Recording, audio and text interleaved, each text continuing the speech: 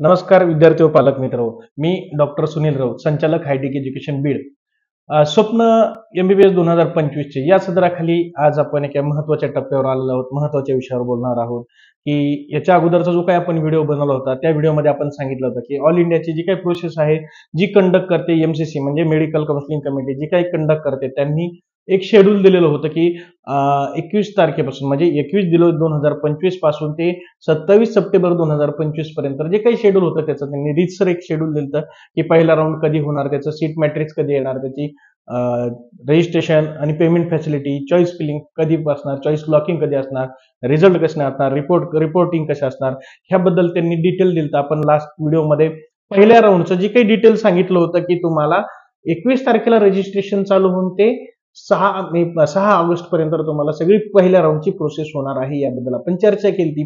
त्यानंतर एक व्हिडिओ असा बनवला होता की कदाचित असे पॉसिबिलिटीज होऊ शकतात की काही सर्कमस्टन्सेस असे घडून आले की त्याच्यामध्ये असं वाटत होतं की प्रोसेस पुढे जाऊ शकते आणि त्यांनी त्यांच्या नोटीसमध्ये असं सांगितलं होतं की 18 आणि 19 तारखेला सीट मॅट्रिक्स येईल किंवा जे इन्स्टिट्यूट पार्टिसिपेट करणार आहेत त्यांनी त्याच्यामध्ये सगळं डिटेल टाकायचं आहे.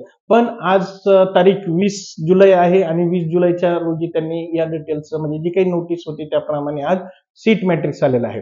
तर याच्यावरती आपण आज सविस्तर चर्चा करणार आहोत. तर विद्यार्थी व पालक मित्र, यामध्ये आपण चर्चा करणार किती कॉलेजेस आहेत, सीट्स कशा आहेत, त्याच्यामध्ये काही वाढले काही कमी झाले, याबद्दल आपण आज सविस्तर चर्चा करणार आहोत. हा व्हिडिओ शेवटपर्यंत पहा आणि जर तुम्ही या चॅनलला नवीन असाल तर चॅनलला लाईक आणि सबस्क्राईब करा, बेल आयकॉनचं बटन दाबा, जेणेकरून तुम्हाला या प्रोसेसची जी काही माहिती आहे आम्ही आमच्या व्हिडिओच्या मार्फत आपल्यापर्यंत पोहोचण्यात आम्ही आपल्याला मदत करतो. त्यासाठी तुम्हाला लाईक आणि सबस्क्राईब करायचे आहे. ज्यांना कुणाला याची गरज असेल त्यांना ही लिंक पाठवून तुम्ही त्यांना जॉईन करायला सांगू शकता. जसंच आमच्या डिस्क्रिप्शन बॉक्समध्ये व्हॉट्सअपचे नंबर दिलेले आहेत, त्या व्हॉट्सअप ग्रुपची लिंक दिलेली आहे, त्याच्यावरती तुम्ही जाऊन जॉईन होऊ शकता आमच्या व्हॉट्सअप ग्रुपला. तिथेही आम्ही माहिती टाकतो. ज्यांना काही क्युरीज असतील त्यांनी व्हॉट्सअपचे जे काही आमचे ग्रुपचे नंबर दिलेले आहेत, आमच्या ऑफिसचे नंबर, त्याच्यावरती तुम्ही संपर्क साधू शकता. तर विद्यार्थी व पालक मित्र, आपण वेळ न दवडता आज आपण विषयाला सुरुवात करूया डायरेक्ट की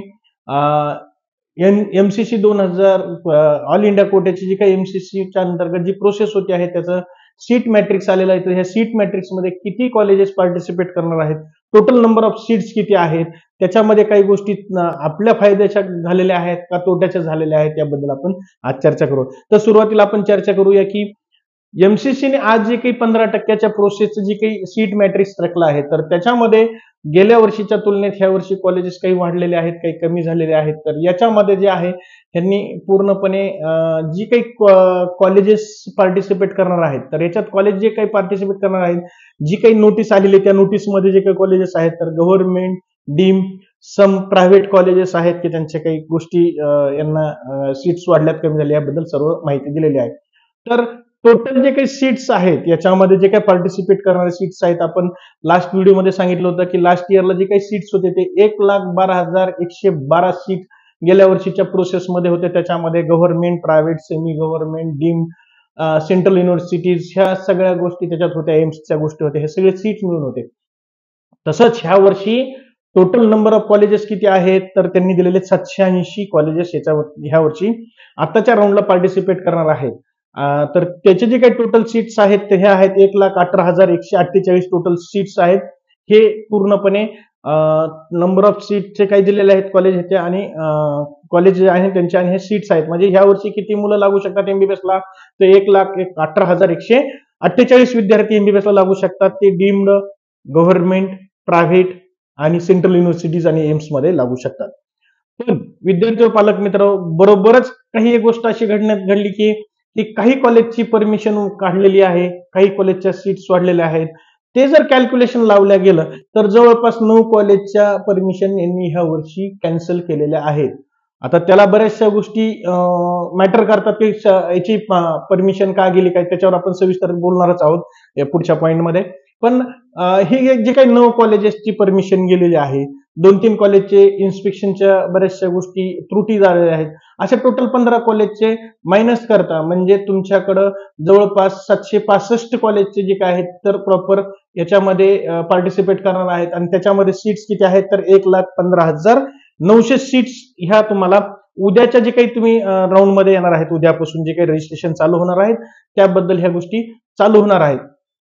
तर विद्यार्थ्यांनी पालकामित्रांनी काय एक गोष्ट लक्षात घ्या की हे जी काही सीट्स आहेत म्हणजे 1,15,900 ह्या पूर्णपणे आताच्या प्रोसेसमध्ये येणार आहेत.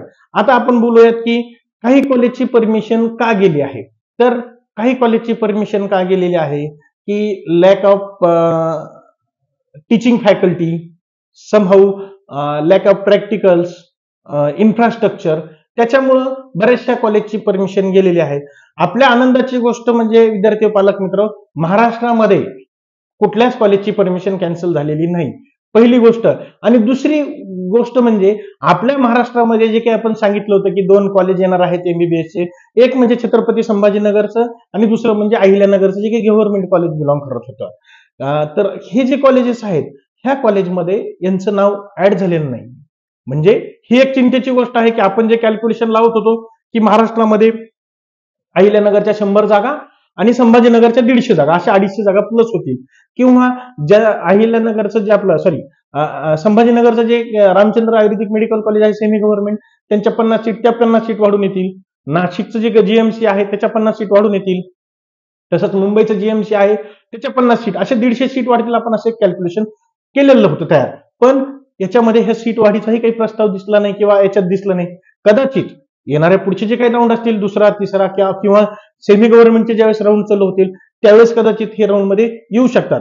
म्हणजे आता काही असं एकदम चिंतेची गोष्ट नाही, पण पहिल्या राऊंड मध्ये येण्याची अपेक्षा होती ती काही आता म्हणजे आपल्याला ऑल इंडियामध्ये दिसत नाही. तर ऑल इंडियामध्ये ठीक आहे, आपण संभाजीनगरचं कॉलेज तर नाही पकडू शकत, पण अहिल्यानगरचं जे गव्हर्नमेंट कॉलेज आहे ते पकडू शकतो. ते याच्यामध्ये दिसत नाहीये लिस्टमध्ये. म्हणजे याचा अर्थ हे कदाचित स्टेट काउन्सिलिंगला येऊ शकतं.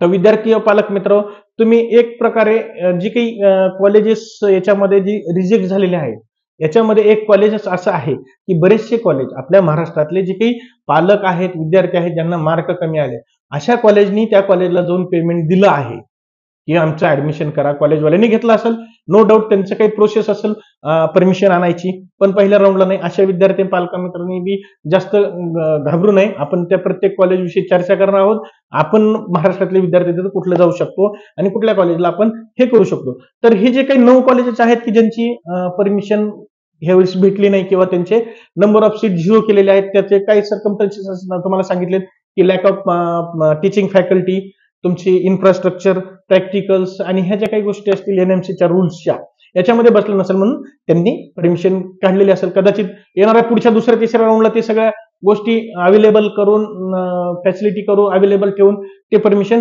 आणू शकतात. जसं लास्ट इयरला आपण पाहिलं की सीईटी सेलच्या तिसऱ्या राऊंडमध्ये जीएमसीचे 10 कॉलेजेस आले होते, त्या टाईपमध्ये हे होऊ शकतं.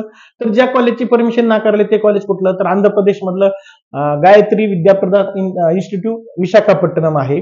त्याच्यानंतर छत्तीसगडचं श्री रावपुत्र शंकर इन्स्टिट्यूट रायपूर आहे. दिल्लीचं हे सगळ्यात मोठं म्हणजे शॉकिंग आहे की दिल्लीचं जे हमदर्द मेडिकल इन्स्टिट्यूट जे आहे, ही डीम्ड युनिव्हर्सिटी आहे आणि खूप जुनी आणि चांगली युनिव्हर्सिटी आहे. याचीही परमिशन काढले गेलेली. म्हणजे तुम्ही बघू शकता की एनएमसी किती स्ट्रिक्ट वाटत आहे. म्हणजे एनएमसीनी जे काही ह्या गोष्टी रूल्स वगैरे घेतल्या त्याच्यामध्ये हे हमदर्द इन्स्टिट्यूट हे दिल्लीचं खूप जुनं आणि चांगलं डीम्ड युनिव्हर्सिटी आहे. तर त्याची परमिशन काढू शकते. म्हणजे तुम्ही बघू शकता की एनएमसी सध्या किती ह्या गोष्टीला सिरियस आहे. त्याच्यानंतर जर पाहिलं आपण तर गुजरातमधलं स्वामीनारायण इन्स्टिट्यूट ऑफ गांधीनगरचं आहे. कर्नाटकचं हे पण खूप कॉलेज चांगलं आणि हे आहे की डीम्ड आहे. ते म्हणजे कुठलं, जवाहरलाल नेहरू मेडिकल कॉलेज बेळगावचं डीम्ड युनिव्हर्सिटी आहे. त्याचीही परमिशन काढली गेली पहिल्या राऊंडला. तर तुम्ही पाहू शकता की किती याच्यामध्ये ते एनएमसीने याच्यात लक्ष घातलेलं आहे. मध्य प्रदेशमधलं इंडेक्स मेडिकल कॉलेज इंदोरचं आहे. राजस्थानचं गीतांजली मेडिकल कॉलेज उदयपूर, याची तर न्यूज मागच्या बऱ्याच दिवसापासून आपल्या म्हणजे सोशल मीडियावर वगैरे चालू आहे. त्याच्यानंतर तुम्ही तेलंगणाचं पाहिलं तर father Colombo institute of Warangal, त्याच्यानंतर पाहिलं तर उत्तर प्रदेशचं एनसीआर मेडिकल कॉलेज मेरठ, हे कॉलेज खूप छान होतं. आपल्या महाराष्ट्रातले भरपूर मुलं मुली आहेत ह्या कॉलेजला. आणि सगळ्यात महत्वाचं म्हणजे आपण कुठल्या विषयावर बोलणार आहोत, तेलंगणाचं जे कॉलेज आहे father Colombo medical college Warangal, हे कॉलेज येऊन इथं फक्त 2 वर्ष झालेले आहेत. विद्यार्थी व पालक मित्र, आपल्या महाराष्ट्रातले काही भाऊ बंद तिथं जाऊन कुणी सीट्स बुक केलेले असतील तर त्यांनी घाबरायची काही गोष्ट नाहीये. कदाचित ह्या राऊंडला नसेल, पुढच्या राऊंडला येणार असेल. कारण की कॉलेज मॅनेजमेंट कधी कुणाला फसवत नाही. ते त्यांच्या काही गोष्टी असतील, काही गोष्टीत मागे पुढे असतील तर त्यांनी त्या गोष्टी तिथं करायला पाहिजे. त्या गोष्टी कॉलेजशी बोलून चर्चा करून कुठल्याही गोष्टीला पॅनिक होऊ नये. त्यांनी त्यांची काही प्रोसेस केलेली असेल, नसेल परमिशन तर सांगतील तुम्हाला. तुम्ही दुसरा पर्याय शोधू शकता. तर पॅनिक न होता ज्या विद्यार्थ्यांनी वरंगल कॉलेजला भेट दिली असेल त्यांना तिथं जाऊन त्यांच्या मॅनेजमेंटशी सविस्तर चर्चा करून आपली पुढची प्रोसेस करावी. तर विद्यार्थी पालक मित्र, आता आपण हे चर्चा केलेली आहे की सीट मॅट्रिक्स मध्ये किती कॉलेज आलेत, किती कॉलेज गेलेले आहेत. आता याचबरोबर आपण एक पॅरलल गोष्ट कुठली करणार आहोत की जे आपण लास्ट व्हिडिओमध्ये सांगितलं होतं की जे काही पीडब्ल्यूडी विद्यार्थी आहेत त्यांच्या संदर्भात जे काही होतं त्याबद्दलची जे आहे आपण नेक्स्ट व्हिडिओमध्ये त्याच्यावरती सांगणार आहोत की त्याच्यासाठी काय करायचं आहे की एनएमसीने काय रूल्स काढलेले आहेत काय नाही, त्याबद्दल आपण सविस्तर चर्चा करणार आहोत. तुर्तास आजच्या व्हिडिओला मी इथंच रजा घेतो. भेटू आपण पुढच्या व्हिडिओमध्ये आणि नवीन कंटेंटमध्ये. आणि तुम्ही कंटिन्यू चॅनलच्या कनेक्टमध्ये राहा किंवा आमच्या व्हॉट्सअप ग्रुपला कनेक्ट राहा, जेणेकरून आपल्याला प्रत्येक गोष्ट आपल्यापर्यंत इत्थंभूत माहिती आपल्याला भेटत जाईल. तुर्तास आपली आज रजा घेतो. धन्यवाद.